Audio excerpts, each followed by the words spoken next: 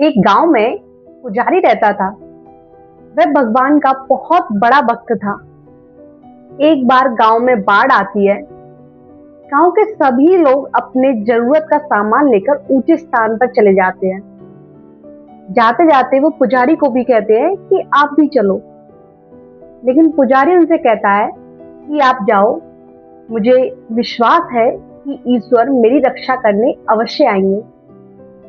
और वह वहां बैठकर इंतजार करने लगता है। कुछ समय बाद उसके सामने आकर एक जीप रुकती है और जीप में बैठे लोग उससे कहते हैं कि बाढ़ बढ़ती जा रही है, आप चलो।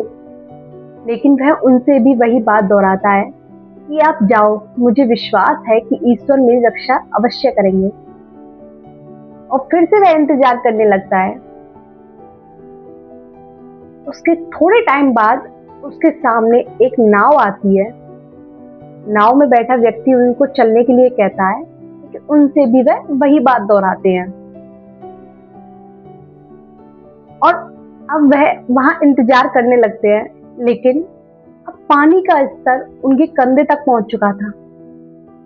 लेकिन अभी भी उनको विश्वास है कि ईश्वर उनकी रक्षा करने अवश्य आएंगे।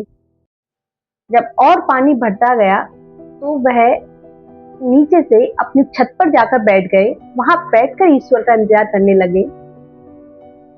तभी एक ऊपर से बचाव हेलीकॉप्टर रस्सी फेंकता है और पुजारी को पकड़ने के लिए कहता है। लेकिन पुजारी उनसे वही बात दोहराते हुए मना कर देते हैं कि आप जाओ, मुझे विश्वास है कि ईश्वर मेरी रक्षा करने अवश्य आएंगे। और वह इंतजार करने के लिए बैठ जाता है। अंत में पानी इतना बढ़ जाता है कि पुजारी मर गया उसमें।